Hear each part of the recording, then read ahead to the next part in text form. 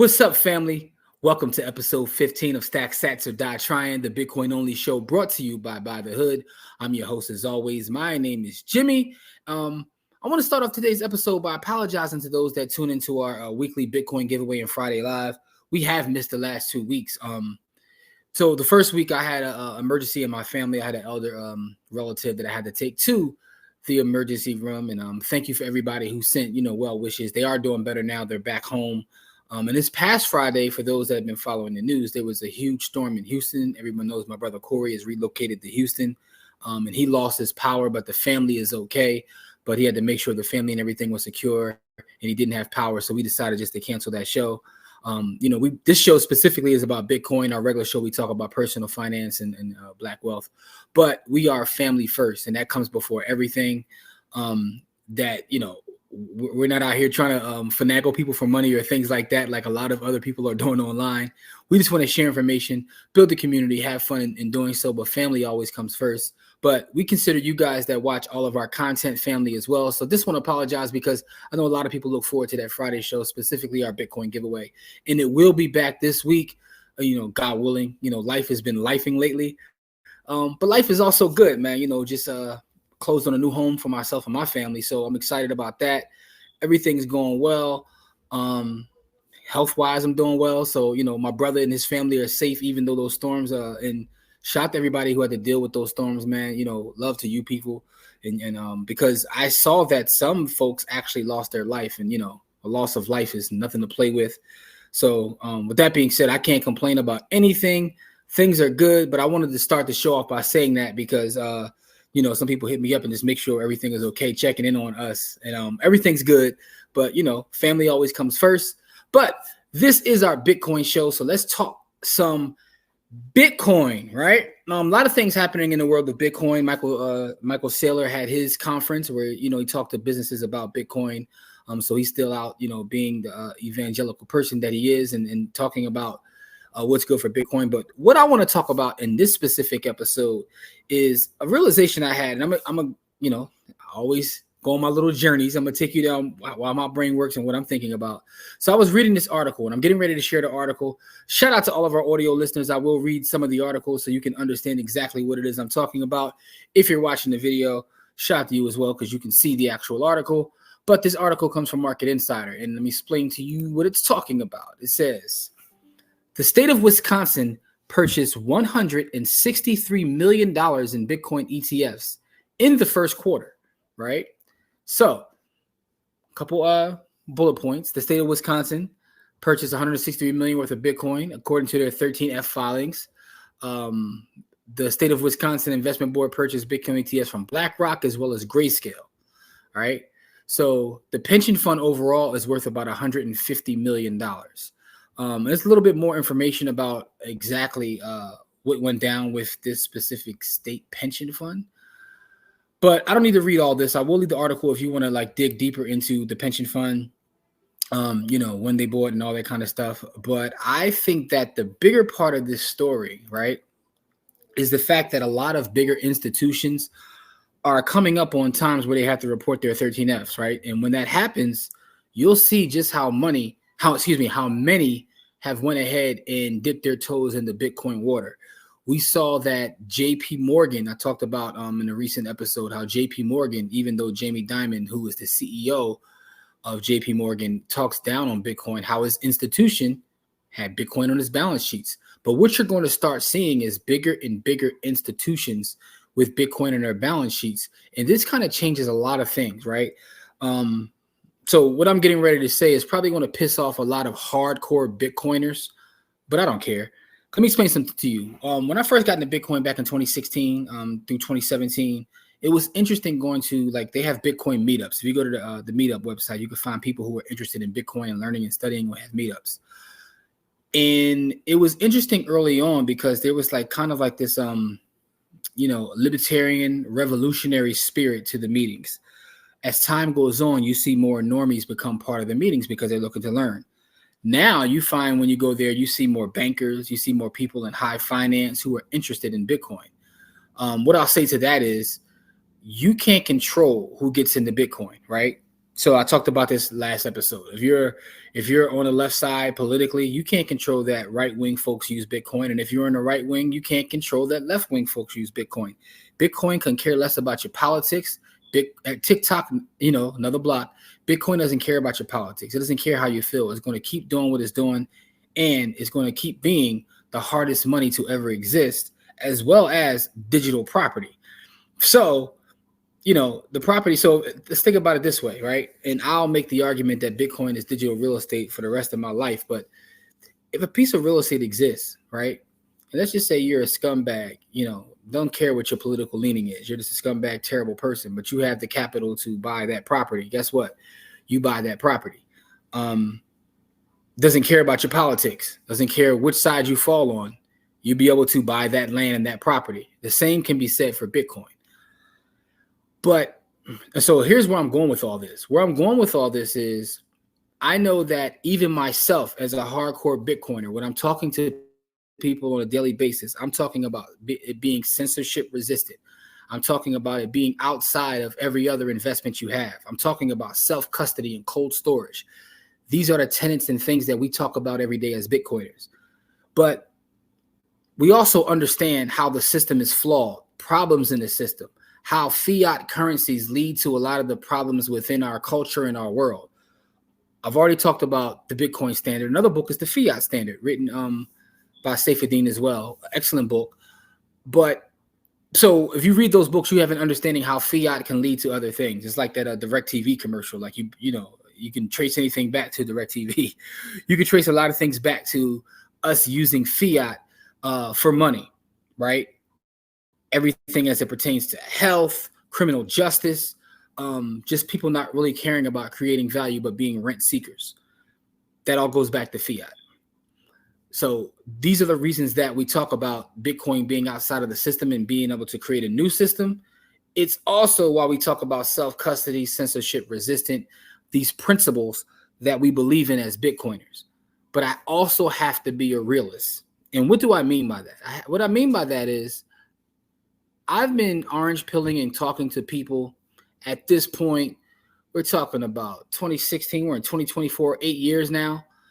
And 99% of the people I talk to could care less about cold storage, right? They don't care about some of the tenets that I believe in, right? So I could make the argument, well, that's on them. They don't deserve to own something so precious as Bitcoin and take it into custody. But I also realized that the ETF becoming a thing was game-changing in ways that most people just don't know about. Because a lot of those folks that didn't hear me the first several years now say, oh, I can go right to Charles Schwab, Fidelity, and I can have, paper Bitcoin is what I call it, right? I can have price action against Bitcoin. I'm going to do that.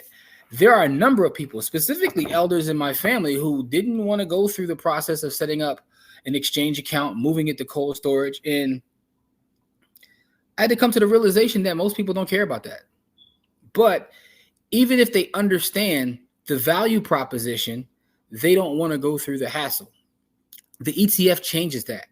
But the ETF also makes it so big institutions have a way to get price action and buy into Bitcoin and get into the Bitcoin space without having to worry about cold storage, 12 to 24 words, running a node, and all the things that we care about as Bitcoiners. So I can be, one of those stubborn Bitcoiners who say, oh, that's on them and they shouldn't do it, and the ETFs are trash, leave the ETFs alone. Or I could live in the real world, right? And I'm not about groupthink, right? So I know that this is going to piss a lot of my hardcore Bitcoiners off, but I don't care. I have a brain, and I always talk about this, and I've talked about it the last couple episodes, to think for yourself. If the ETF is what makes most sense to you, find the ETF you want to buy.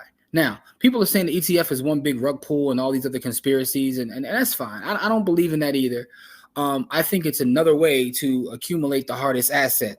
The same way people will buy GLD as opposed to holding physical gold. Because here's a fact of the matter that no one really likes to talk about. And I used to go through this with a lot of my gold bugs as well, and even my hardcore Bitcoiners. They talk about when the system shuts down and the system collapses and all this. There are ways we can operate with Bitcoin without energy. And, we can go into that in a whole different show. there are ways that you can have your gold. If everything shuts down, you still have your gold. But the fact of the matter is, it's a song by Dead Prez say, what if the lights go out, right? What do you do if the lights go out?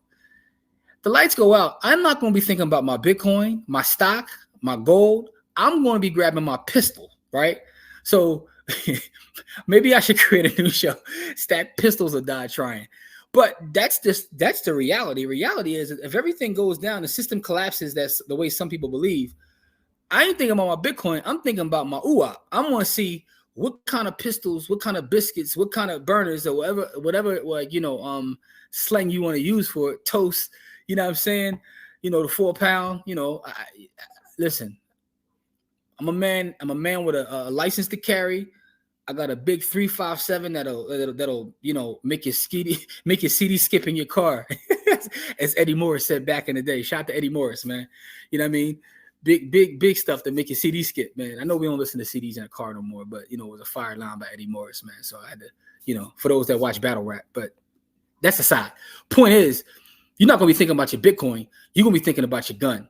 So if this is the best way for you to accumulate sats or exposure to Bitcoin, don't feel like you have to just follow the hardcore Bitcoiners that you see on YouTube or the social media who make you feel like the ETFs aren't real Bitcoin.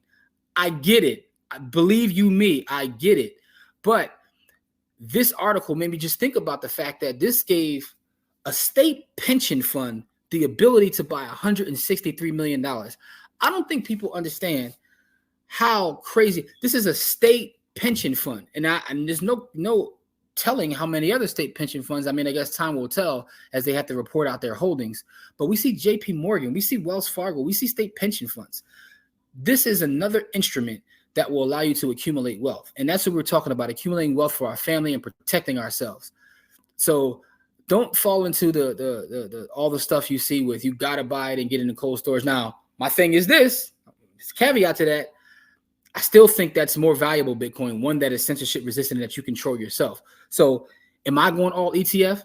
No, but I have a portion of my net worth in the ETF of Bitcoin. The reason why is because I still believe in utilizing tax strategies. And what I mean by that is backdoor IRAs, where I can build up a Mitt Romney size IRA one day.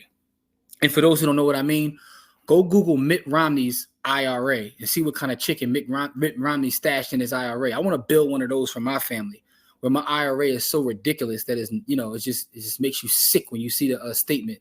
I want to have an IRA so big that I show you my statement on here and it just makes you regurgitate. Anyway, I'm just talking trash. But I want to build one of the Mitt Romney IRAs. You know what I'm saying? One that I could just it's so huge, it's disgusting.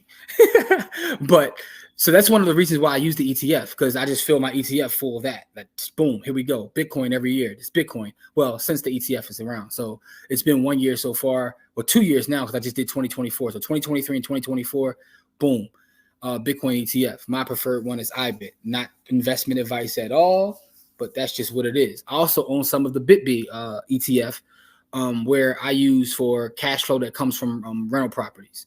Now, here's something else I want to tell you, right? Because this goes into having an overall comprehensive financial strategy. Some folks in Bitcoin don't believe in any other markets. They just buy Bitcoin and that's all they do.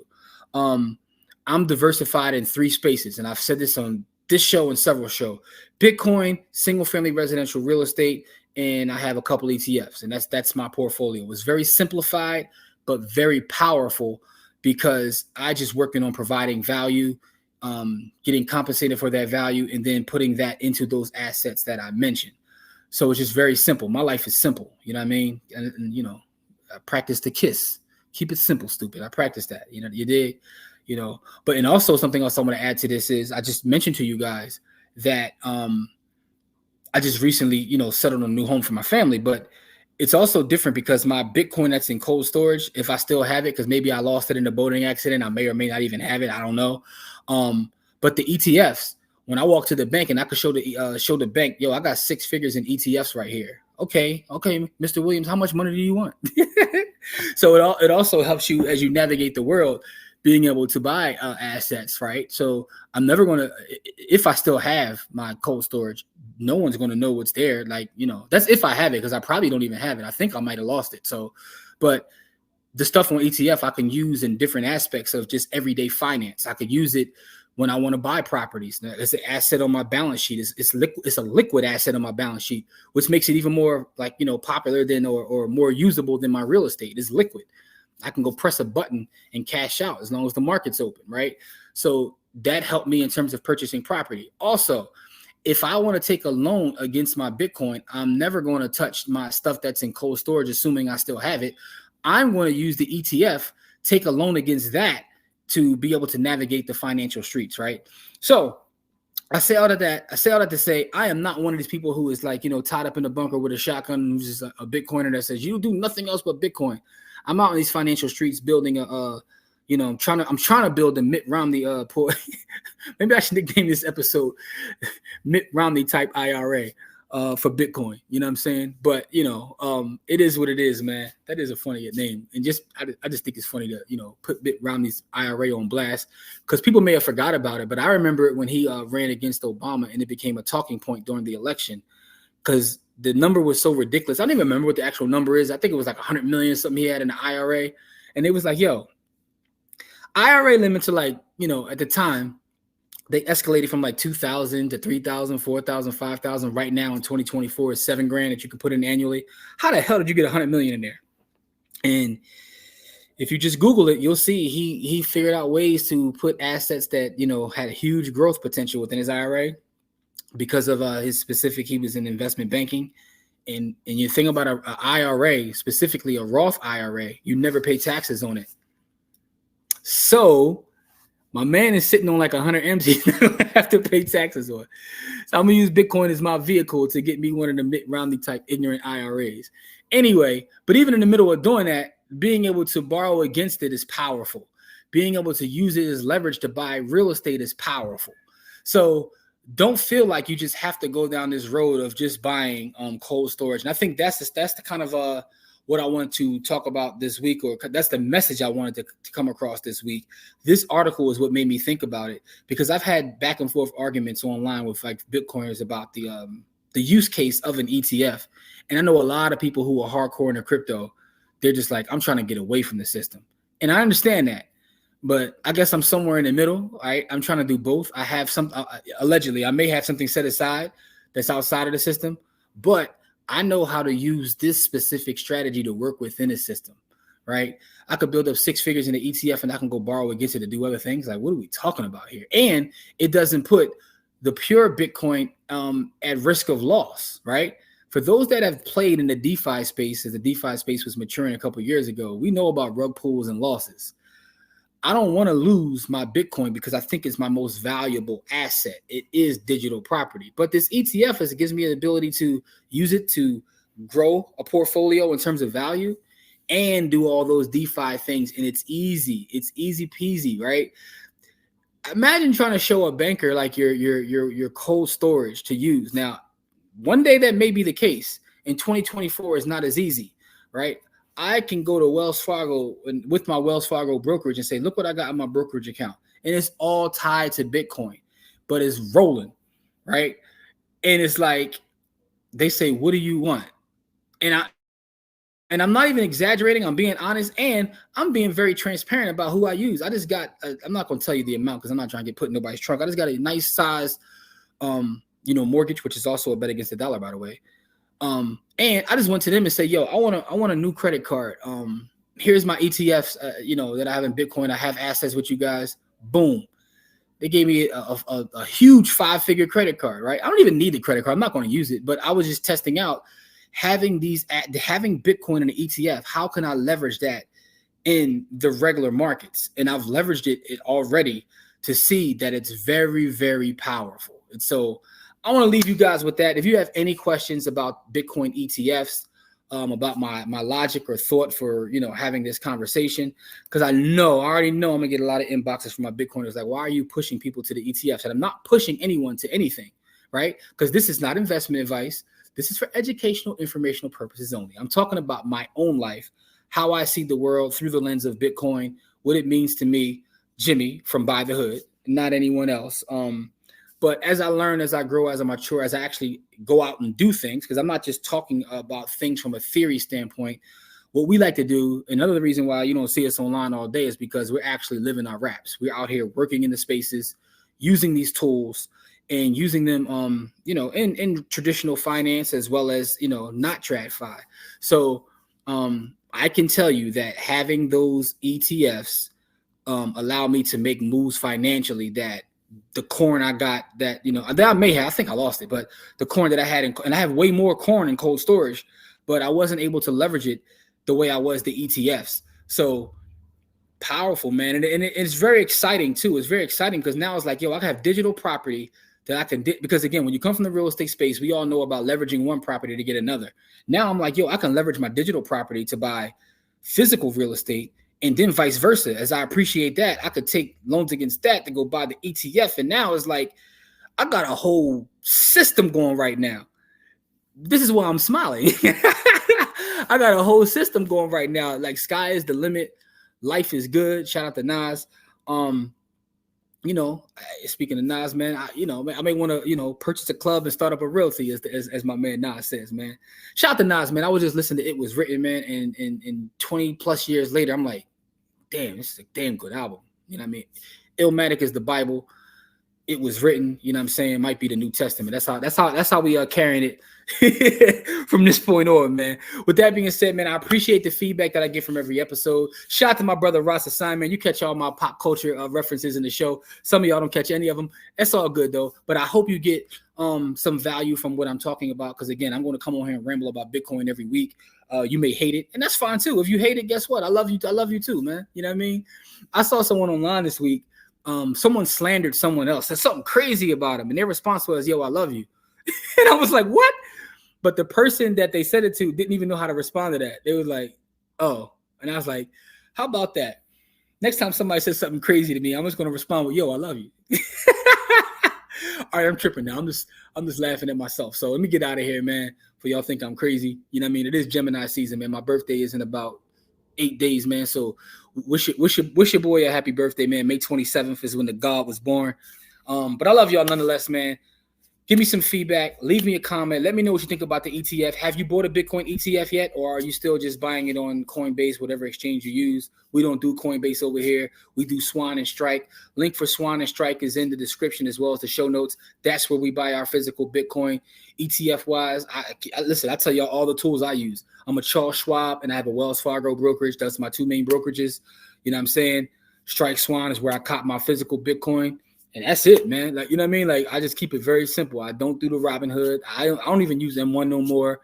I don't use Stockpile no more. I don't use Vanguard anymore. I don't use whatever brokerages I had. I had every brokerage you can name.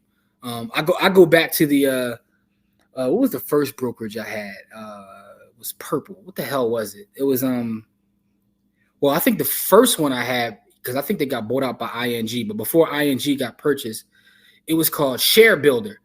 I think my first account was with something called Share Builder. It wasn't purple, it was green, but they got purchased a couple times. They got purchased by ING, then they got purchased by Capital One.